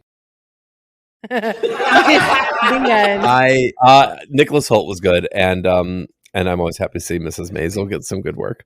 Nicholas Holt was Yeah. good. That's all we'll say. This is an honorable mention for me. I think David Cornswet is well cast as Superman. Like this movie quite a bit. Also, F Lex Luthor for torturing a dog. Yes. He's tortured Rude. a dog. Jesus. I mean, that's like probably the least tortury way to torture a dog, which I appreciate. They didn't actually Yeah. do something like terrible to this dog. Because we made it quite clear on this podcast that we do not support. We do not. No dog. Also, how I understand Lex is, super rich and powerful, but did we see how many people he had in that intergalactic jail? How did Pocket dimension. Pocket Dimension? Sorry, Jeez, Jacob. I'll see myself out. I forgive you. But yeah, how did all those go missing? And what? No, it's just how it is. I know it's a overlook it, but it's one of those slightly nagging things. You got to nitpick somewhere. So my number 4 was Sinners. I'm very surprised by this. I know. So that's high too. I know. When I first saw this movie, I was not super high on it. I think I've been kind of influenced by just culture over the past however many months since I've seen it. Mrs. Buffalo. What? Haley Seinfeld.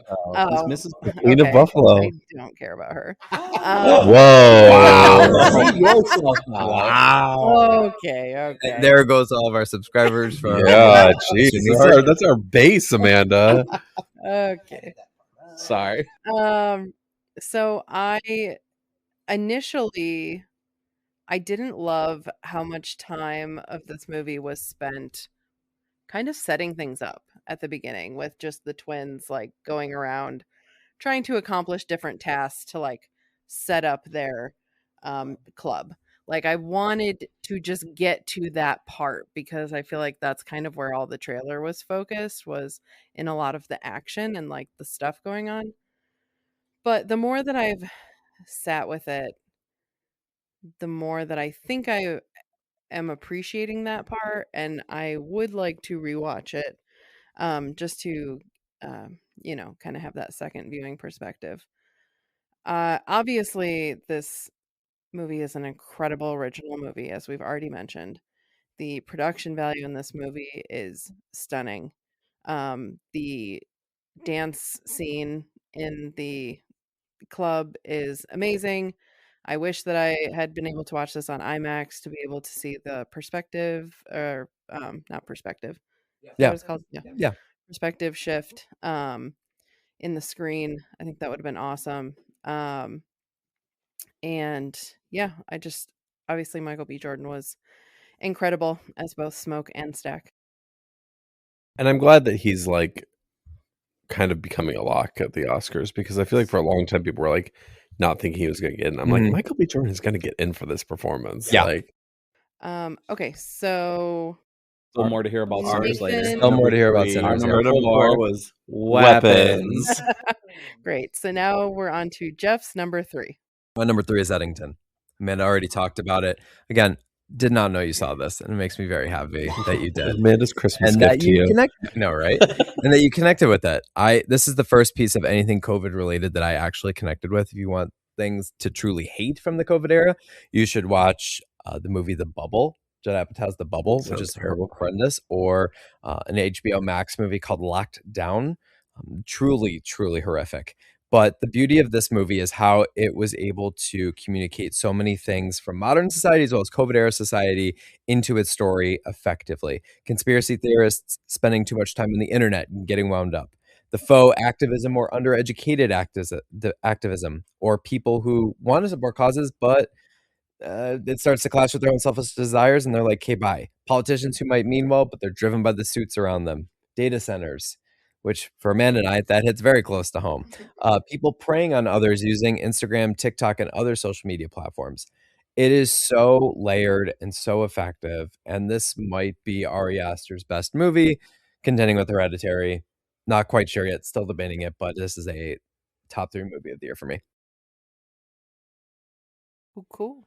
Again, never saw anything about it, but each time when you both said Eddington, my mind went right to Paddington. Another great COVID movie.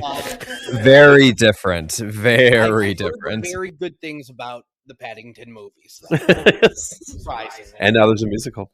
I did hear about that. Yeah, in London. Yeah, how are they doing the bear in that? Sorry, I don't know. That's a different conversation. That's a separate But I conversation. like saw a clip of it, We'll and I probably was see it in like, New York at some point. I was like, "Whoa, is that bear like a robot or a Yeah. person?" Like, I literally We'll have can't to find tell. out another time. Anyways, we're not talking about No. Paddington. Okay, Jacob, you're number 3. My number 3, Love Hurts. I'm sorry, what? But it's Shout out Marshawn Lynch. Marshawn Lynch and Kiwi Kwan. Yep. Sorry. Oh, yeah. Kiwi Kwan. Kiwi Kwan. He starts off. Sure. Yep. He is a realtor. He loves his job. He is so good at selling houses, and all of a sudden, someone from his past comes back, and we find out he was the lead enforcer for his brother's gang. Yeah. And he was a former assassin enforcer, total badass, and hilarity ensues.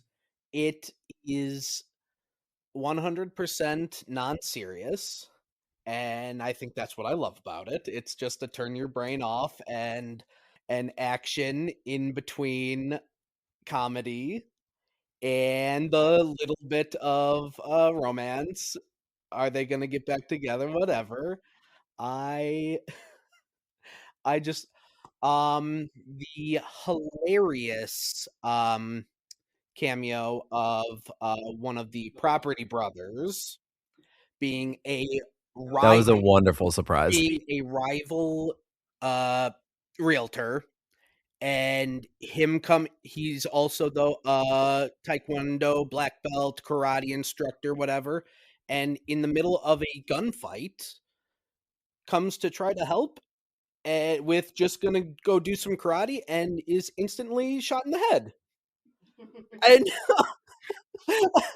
what? I loved it so much. I'm glad it makes you happy, Jacob. This is my top 10. Then. This is- There you go. This is not on my list, but I did see this movie. It was a fun time. It's very reminiscent of Nobody, Mm-hmm. for our listeners who may have seen that movie. Bob Odenkirk, yeah. Yeah. If you enjoyed Nobody, you'll like Love Hurts. I worked very hard to get Love Hurts back onto my top 10. I thoroughly enjoyed watching it with Jacob. It was so hilarious. I described it as a slightly different John Wick. Slightly different. Another old guy out of the game getting pulled back in. All right. So my number 3 is K-pop Demon Hunter. There it is. Yay. Yes. This movie, Ben likes to make fun of me because every once in a while I watch a movie and I fall in love with it instantly, and then I insist that everyone else watch it, and I talk about it a lot. Frozen, Game Night, Knives Out, Theater Camp, Yes. K-pop Demon Hunters, Yeah. Barbie, Yeah.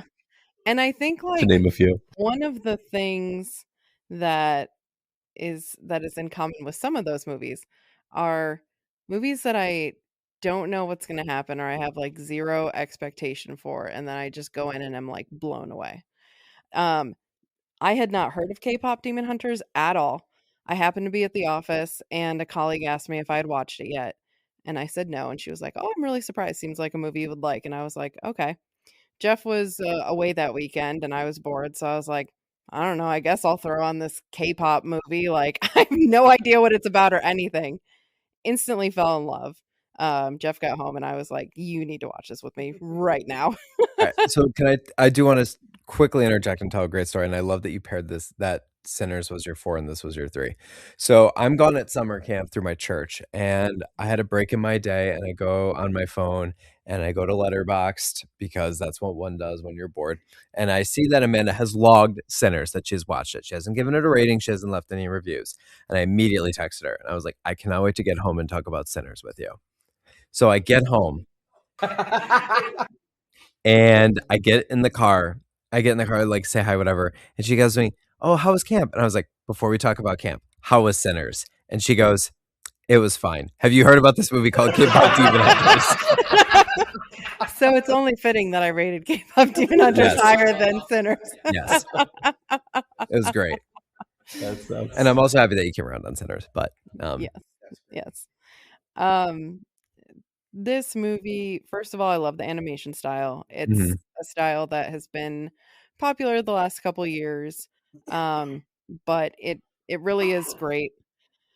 It looks like, a lot of care and attention went into animating it.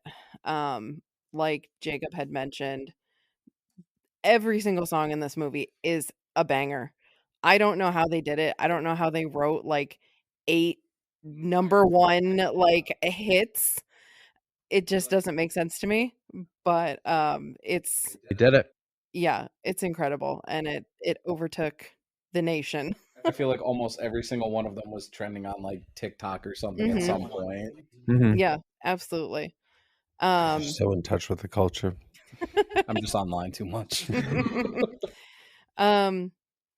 Outside of that, it has a really good message, and I could go down a deep rabbit hole talking about some of the messages in this movie, which I think are just awesome. And but I won't.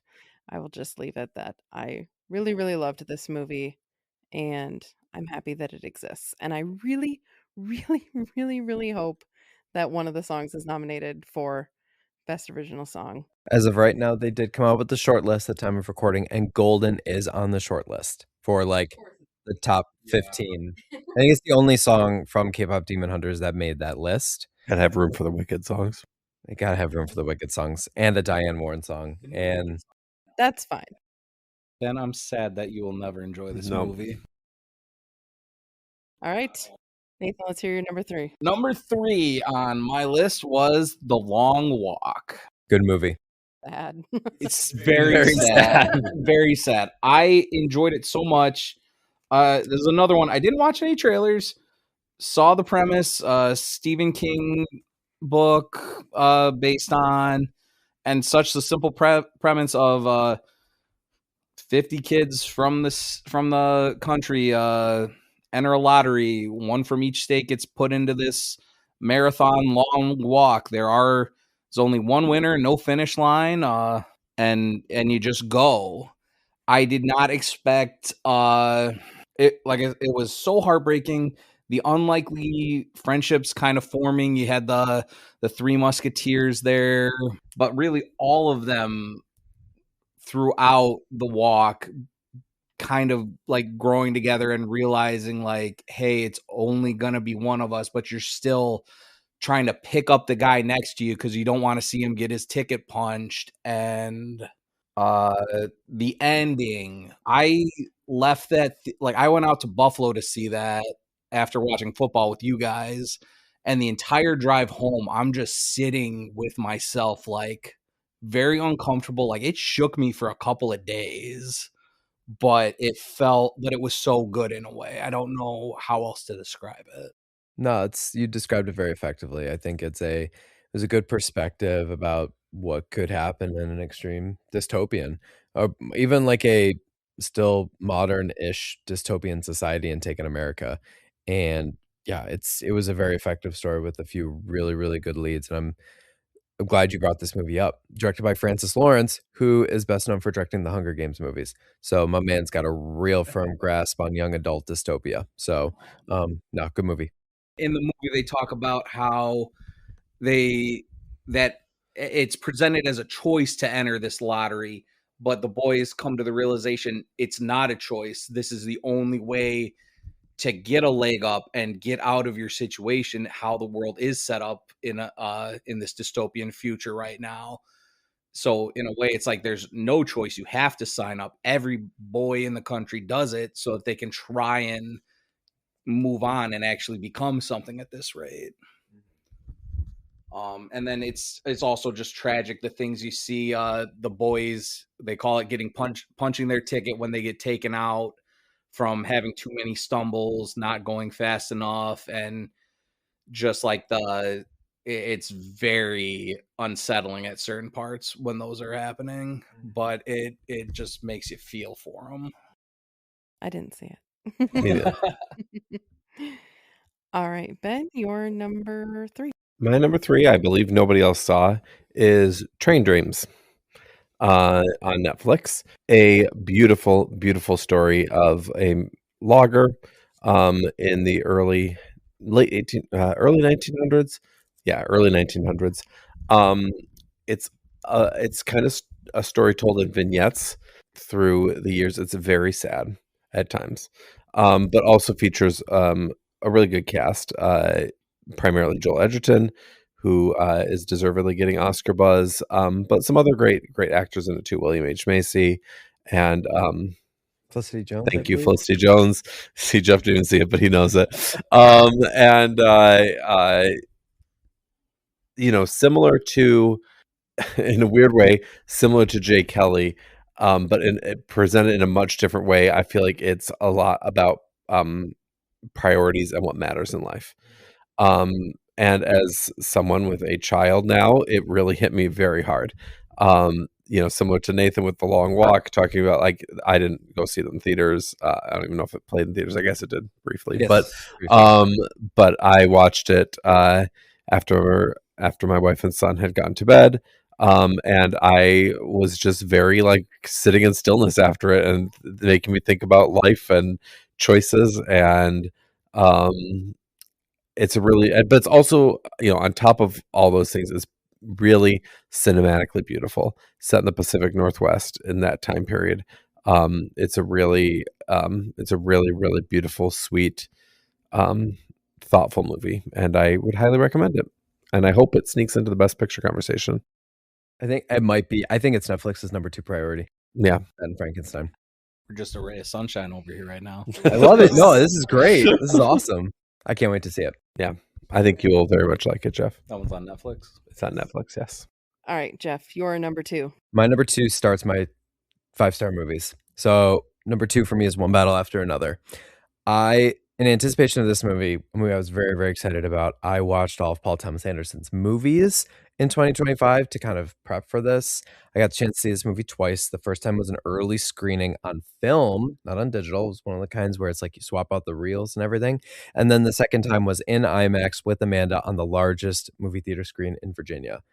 And I was blown away by this movie. It might be the funniest movie of the year, which is incredible. This amazing story about revolutionaries and fighting back. and trying to, find your place. And incredible cast from top to bottom, from seasoned pros to newbies. The final 2/3 of this movie are truly jaw-dropping when the real action pieces are set underway. Sean Penn is incredible. He would be in my pick for a nominee for Best Supporting Actor. Leo is in my list. Chase Infinity is in my list. Amazing, amazing score, amazing soundtrack, looks incredible, and there are moments in this movie that truly, made my jaw hit the ground. When you mentioned the car chase, I was like, yeah, the car chase is so incredibly effective at the end of this movie. There is a needle drop for Walk the Moon, Shut Up and Dance, and might have been one of my favorite music cues of the year. Just like, I was like, oh my gosh, this is a movie that features Mo Bamba and Shut Up and Dance all within 5 minutes. I'm like, this is very coded for me, and it's great. So obsessed with one battle after another. And ultimately, the message of this movie is to be hopeful in the next generation. And I've started working with middle schoolers at my church and teaching them on Sundays. And movies like this reaffirm, like, okay, yeah, to put hope in the next generation. Don't just judge them for what you don't understand, that they will enjoy, they have the chance to change the world if you give them the right tools and are just supportive of them and their ideas. So great movie. It's my number 2, and I'm excited that this probably will win Best Picture. Very nice. Jacob, your number 2. My number 2 should help speed things along. Sinners. I don't think there was much left to say about it. I think I got spoiled on the vampires just like a day or two before seeing it, but I feel like on the one hand, honestly, you could almost take the vampire-ness out of it, except for obviously the ending right. and scene with that. But you could take the vampire-ness out of it and it would still just work as well and still be amazing. Loved it. Yeah. My number 2 is If I Had Legs, I'd Kick You. I feel like Ben and Geoff really covered a lot of this movie when they were mentioning it, but yeah, I just thought this was a fascinating like character study, and it made me feel all of the things.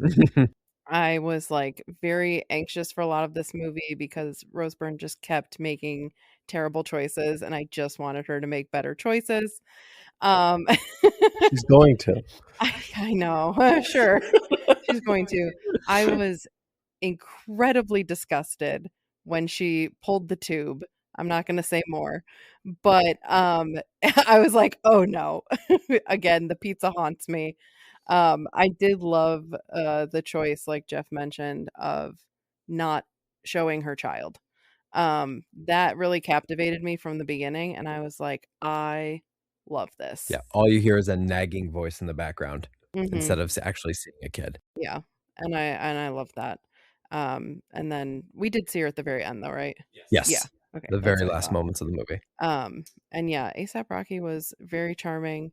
I love this movie. Again, original movies. It was very interesting. Yeah. Very good. Rose Byrne deserves an Oscar. Go Rose Byrne. 100%. Yeah. Nathan, you're number 2. My number 2 was spoken on a little bit already. Superman. So we'll kind of go through it quick. Like Jacob has said, it was a new take on Superman, but it's kind of really the old take where we've been hit with the Snyderverse and the Injustice Superman, where what if Superman was dark and evil and whatever. And this was really a return to he is pushing hope. He's out there in a bright, colorful costume because he's kind of like, I heard somebody talking about this. He's more of a crossing guard, and he wants to be seen because he's here to help and help you out with stuff. Mr. Terrific, his actor, I don't know how to pronounce his name. Eddie Gathegi.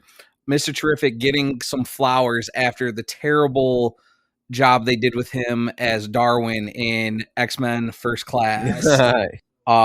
And again, his Mr. Terrific bubble scene was amazing. And then honestly, just the feeling of hope after this movie had me feeling so good the exact opposite of The Long Walk. Mhm.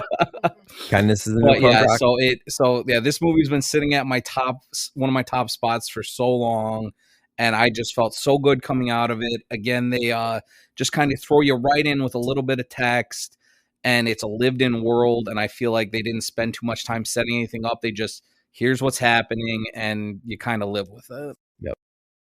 All right, Ben. My number 2 is One Battle After Another.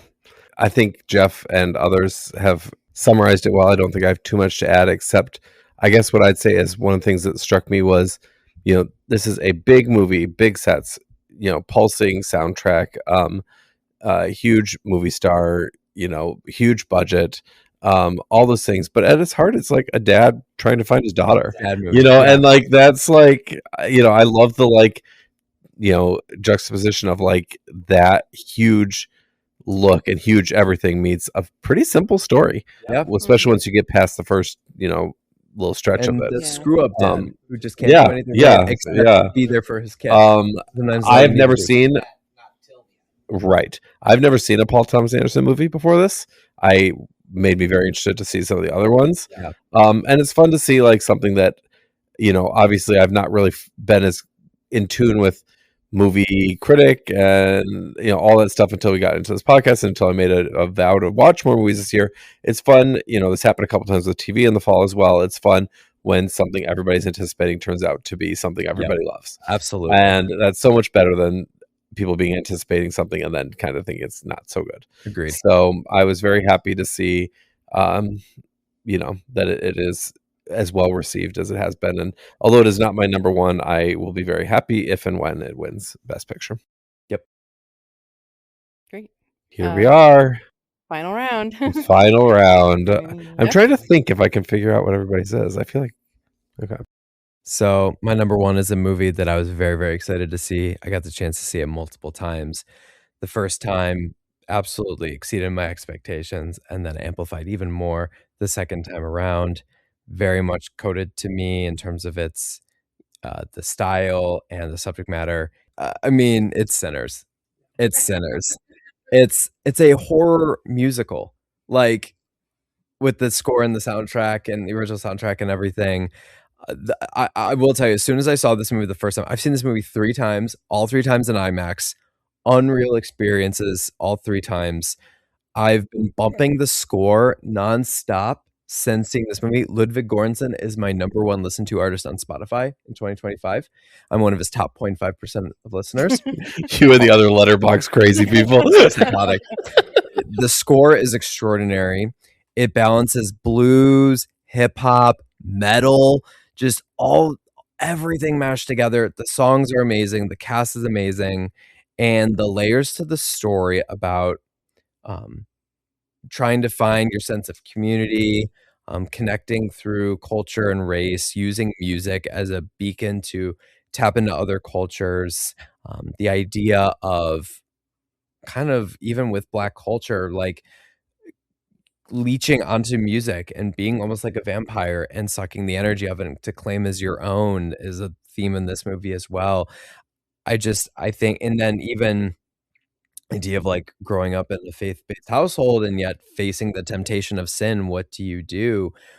Even if you face the worst night of your life, are you still willing to keep going on this ride to still do the thing that you love? I think there's so many amazing themes with this movie and story executions with this movie. The cast is incredible. Miles Caton, who's the kid at the center of the movie, Sammy, so talented, such an incredible voice. Jack O'Connell as the vampire. Amanda briefly talked about the I Lied to You dance scene. Rocky Road to Dublin, when Jack O'Connell starts a little dance circle to this Irish song, truly got goosebumps. Unreal. Love this movie so much. It's become one of my favorites ever. I love this movie. I can't say enough good things about this. I loved it. Very nice. I could jump in and talk about Sinners now because that was also my number 1. Yes. I remember seeing the trailer for this, and the first trailer I feel like didn't give quite away what the supernatural element was, and I was excited to see what that was. Again, got spoiled like the day before that it was going to be vampires. I was like, oh, but it'll be fine. just got lost in the first whatever half of the movie before the vampires even show up. Like just being in that time period, I felt like I completely forgot that there were going to be vampires, honestly, and like I could have been fine just staying in that like without the vampires, but like you mentioned the music, obviously so well done.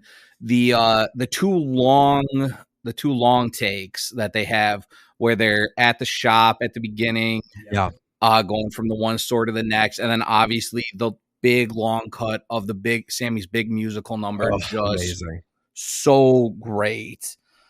What I will shout out also their scene in the juke joint where they're trying to figure out had found the dead body and they're like, which one of us is the vampire? And it's kind of like from The Thing, and they're like, eat the garlic, and that was entertaining. And then the guy gets up, he's like, guys, can I come back in? And then Cornbread comes out of nowhere, takes him out. Yeah, we've talked about, other people have talked about this movie so much tonight already, and Geoff did a great job summarizing it up. But yeah, this movie came out in like February or something, or whenever it was. April. Okay. April. Yeah, it's been at my number one spot ever since. Yep. Watched it a couple times, and every time it's just so good. Cool. Jacob, your number one. My number one should be quick again. Talked about, I believe, on about everyone's Weapons. Yep. You're welcome. This one, as I said, Ben dragged me to it, and I think, as we said as well, a new kind of original thing. Had no idea going into it, and again, had no idea that it was going to have a supernatural element at the end. They did such a good job leading up the whole time of like, you have no idea what is going on. Just everything everyone said. I did have a very hard time. I had Weapons and Sinners at 1 and 2 up until the end. I had been meaning to try to rewatch both of them to get a solid, definitive which one, 2, and I never got around to it. So it stayed with how it was originally, and I do need to rewatch them both still at one point. But I'm surprised that Weapons was your number one. Mm-hmm. I'm very surprised about that, actually. Nope. I kind of forgot you had mentioned it was still to come and lost track of where it was. I know, right? Nice.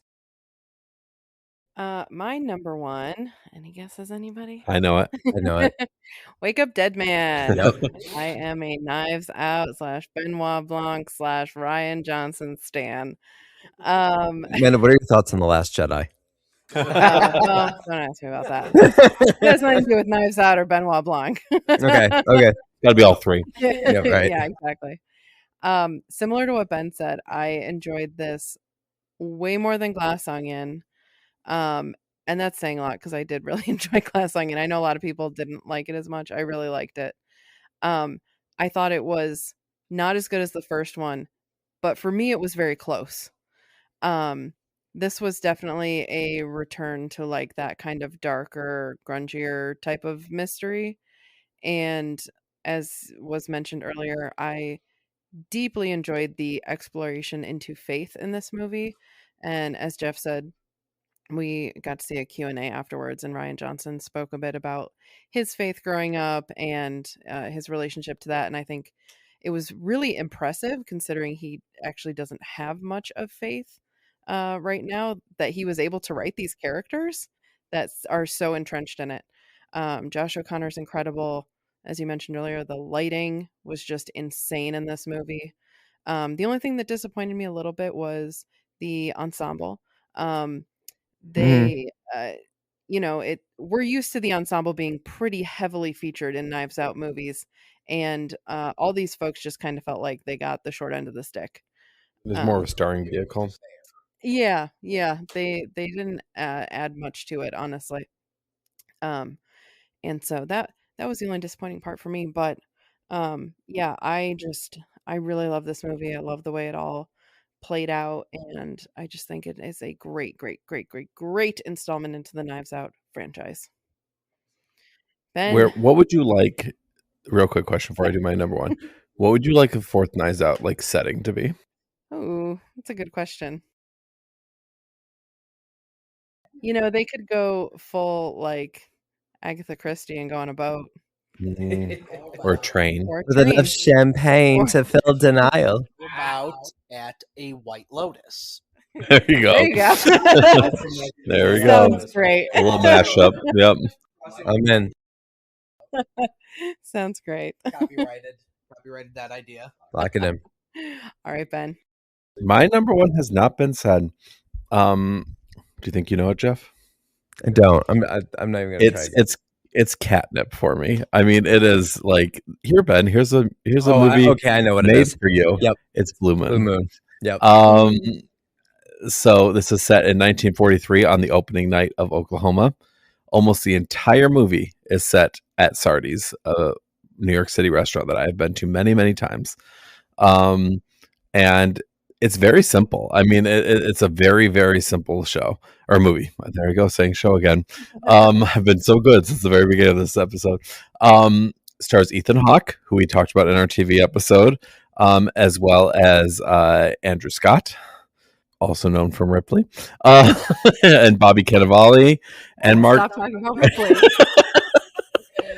and Margaret Qualley, who has been excellent in several things in recent years. And it is the story of so before Rodgers and Hammerstein, there was Rodgers and Hart, and they wrote many, many famous songs and musicals, including the song Blue Moon. But Lorenz Hart was a famously difficult alcoholic who didn't get things done. Did not mesh well with Type A Richard Rodgers, and they eventually Rodgers ended up doing Oklahoma with Oscar Hammerstein, which of course became one of the most famous musicals in the history of theater, and one of the most successful in the history of theater, and changed the course of musical theater for forever. So this is set at the opening night of Oklahoma, where they have an opening night party at Sardi's. And Lorenz Hart goes early to Sardi's and kind of carouses with the bartender. And the entire scene, or the entire movie, except for the first couple minutes, is over a couple hours at Sardi's. It's such a simple premise and setup. And most of it's just him talking at the bar or talking to Richard Rodgers. Really, really captivating performance from Ethan Hawke. A really, really interesting commentary on life and on career. I think that's been a theme of some of these movies I have put in my top 10. But I mean, it is it's ultimately a sad story if you know what happens to Lorenz Hart, and the movie makes it very clear at the very beginning what's going to happen to him. But I just found it really fascinating, and for being just a couple characters talking, I was as enraptured as I was by One Battle After Another or Weapons or anything like that. I was just as equally enraptured by these conversations. And it was hard to compare to One Battle After Another for my top two, but I think this was like, for somebody who's very into Broadway and loves Sardi's and New York City and all of that, it was basically a movie tailor-made for me. That's awesome, man. So that's my number one. Woohoo. Should we briefly just say our honorable mentions? Yes. Yeah. Very quick. Briefly. Honorable mentions for me: No Other Choice. Got to see an early screening of that. Friendship, the Tim Robinson comedy. Frankenstein, like we talked about with Amanda. Splitsville, a fun little indie comedy that features Dakota Johnson, Adria Arjona. Companion, fun little sci-fi horror movie. And F1, which would be my technical sweeper at the Oscars. Really fun time seeing that movie. Real quick, said earlier, Predator Badlands, Thunderbolts, Primitive War, and from the world of John Wick, Ballerina. My second one that just missed, Superman, was the first one that just missed. My other one was Zootopia 2. And my honorable mentions, Mickey 17, Begonia, Thunderbolts. The two that I didn't mention was The Roses.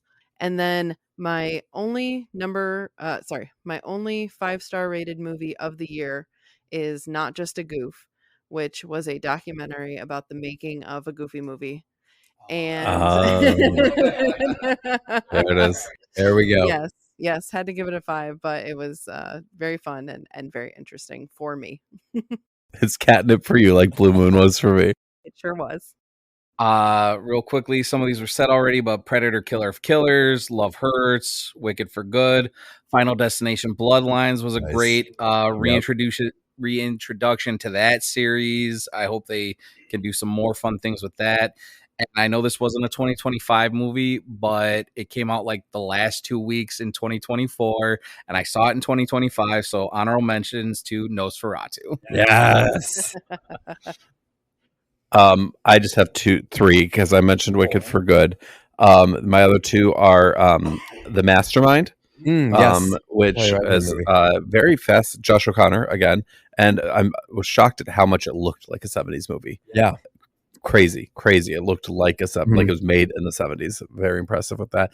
And the other one was The Actor, which was a released on Hulu, and I think it's the first new movie I saw in 2025, and it's something that stuck with me, and it stayed on my top 10 for a very long time. It just left me thinking about it for a very long time, even though I didn't think it was perfect. Interesting. Mm-hmm. Cool. All right, let's do a rapid fire of each of our lists. So, Geoff, you go first. Absolutely. Number 10, Ephus. Number 9, Sentimental Value. Number 8, Begonia. Number 7, Wake Up Dead Man. Number 6, 28 Years Later. Number 5, If I Had Legs, I'd Kick You. Number 4, Weapons. Number 3, Eddington. Number 2, One Battle After Another. And number 1, not Holiday Touchdown, but in fact, Sinners. Number 10, Good Fortune. Number 9, Mickey 17. Number 8, Wicked for Good. Number 7, One Battle After Another. Number 6, K-Pop Demon Hunter. Number 5, Ella McKay. Number 4, Superman. Number 3, Love Hurts. Number 2, Sinners. And number 1, Weapons. Mine was number 10, The Baltimoreans. Number 9, Sentimental Value. Number 8, Eddington. Number 7, One Battle After Another. Number 6, Weapons. Number 5, Frankenstein. Number 4, Sinners. Number 3, K-Pop Demon Hunters. Number 2, If I Had Legs, I'd Kick You. And number 1, Wake Up Dead Man. Number 10, Predator Badlands. Number 9, Fantastic Four First Steps. Hard Eyes. 7, Ella McKay. 6, K-Pop Demon Hunters. 5, Thunderbolts. 4, Weapons. 3, The Long Walk. 2, Superman. And number 1, Sinners. Sinners. The bitch. My number 10 is Sorry Baby. 9, Jay Kelly. 8, Wake Up Dead Man. 7, The Lost Bus. 6, Sinners. 5, If I Had Legs, I'd Kick You. 4, Weapons. 3, Train Dreams. 2, One Battle After Another. And number 1, Blue Moon. Woohoo! We did it. Longest podcast ever. Listening this long. Yes. Yes, if you made it to the end, you're a real MVP and champion of our podcast. Send us a note. But you have a lot of good movies. You Leave can a go comment watch. if you made it this far. Yes, please leave a comment. We want to talk with you and say thank you. And also maybe go find a hobby. Ben, be nice. They could have watched one of these movies. Be nice. Be nice. No, I'm kidding. Thank you, listeners. Thank you guys for having us. Thank you. Yes. Of This course. was fun. Yeah, thank you guys for joining, man. It is- Something to look forward through the whole year. Yeah, and we cultivate talked this about it to- periodically throughout the year. We kind of stopped sharing once we got close to the end, but over for football, and I I saw a watched another movie movie. yeah, it was fun. It was fun, like ongoing conversation. Yeah. Thank you guys for joining us. Perfect. Well, that brings us to the end of our top 10 movies of 2025. And puts an end to the year. Yeah. Next week, please tune in. We'll have a mini episode. Detox. Well, even I think this episode, with spoiler, we already recorded it. I think it was a pretty long mini That's episode. true. So It's shorter than this, though. yeah. Sorry, this is our insufferable part of the year where we just want to talk about stuff. Anyways, we talk about the Golden Globe nominations, talk a little bit about who we think will win, and then also give our most anticipated TV shows and movies for the first half of 2026. So please tune in for that. If you enjoyed this episode, please consider leaving a rating or review and follow us on all our social channels. Thank you so much for listening, and we will see y'all next week.